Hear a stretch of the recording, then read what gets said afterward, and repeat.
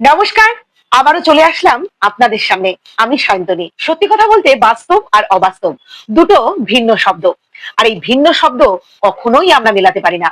জীবনে চলার পথে, এগোনোর পথে অবশ্যই বাস্তবকে নিয়েই আমাদের চলতে হয়, তবেই সঠিক পথের সন্ধানটা পাওয়া যায়। আজকের ভিডিওটা কিছু বাস্তব জিনিসকে আপনাদের চোখের সামনে তুলে ধরার জন্য।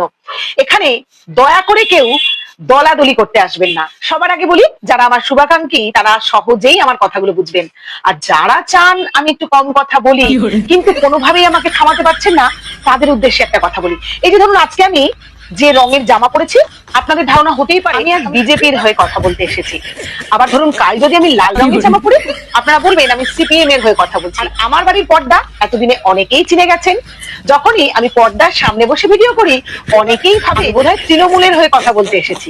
যারা যারা ধরুন রঙের রাজনীতি করেন কিংবা রং দিয়ে মানুষকে বিচার করেন, তাদেরকে একটা গুরুত্বপূর্ণ কথা বলি, ভুলেও দিনের আলোতে বাইরে বেরোবেন না। কারণ আপনার রং যদি পাল্টে যায়, তাহলে তো আপনার দলটাই পাল্টে যাবে। তাই সব সময় রাতের অন্ধকারে বেরোবেন। আর যদি একান্ত বেরোতেই হয় দিনের বেলায়, অবশ্যই সানস্ক্রিন মেখে বেরোবেন, না হলে আপনার দল কিন্তু আপনাকে অস্বীকার করতে পারে। আর এই সমস্যাটা আমার অন্তত নেই। আমি আমার জায়গায় স্বাধীন।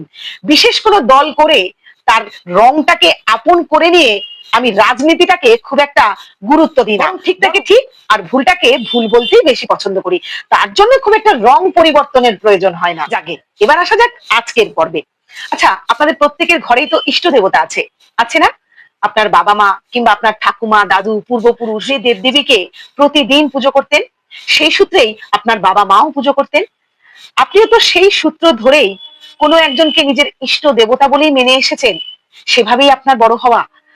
কেউ কেউ আবার নিজের বাবা মাকেই সবচেয়ে বড় দেবতার আসনে বসিয়েছেন। এক্ষেত্রে আশা করি কোনো সন্দেহ নেই।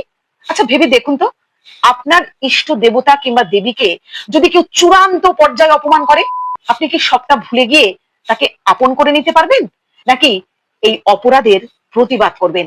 চলুন আজ একটা ভিডিও আপনাদের দেখাই। হ্যাঁ, ভিডিওটা দেখানোর আগে আরো একবার ছোট্ট করে মনে করিয়ে দিই, আজ না দলাদলিটা বরং বন্ধই থাক, বাস্তব কথাটা একটু রিয়েলাইজ করি। চলুন। কেন আপনাদের ধর্ম নিয়ে আপনারা যখন রাজনীতি করেন, ওটাকে আমাদের ধর্ম মনে হয় না, রাজনীতি মনে হয়? আপনার তো বিরাট রাগ ছিল সায়নী ঘোষের ওপর। শিব ঠাকুরের অপমান করেছে, শিব ঠাকুরকে অন্নম পড়িয়েছে বলে আপনি আবার তার নয় মামলা ঢুকে দিয়েছেন। এখন কেমন লাগে তথাগত বাবু? এই শ্রাবণ মাস, ভরা শ্রাবণ মাস চলছে, শিব ঠাকুরের পূজন মাস, এই সময় মোদীকে আর সায়নী ঘোষকে একসঙ্গে দেখতে কেমন লাগে?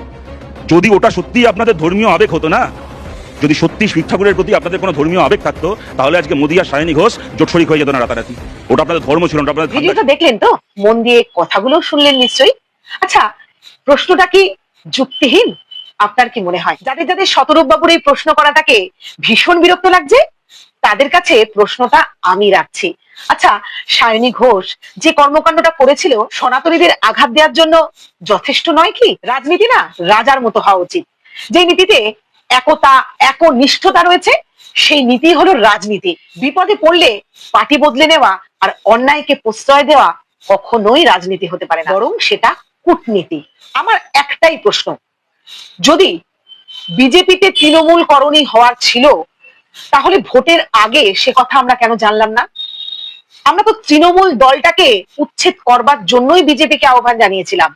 তাহলে এই রাজনীতি কি ছলনার নীতি নয়?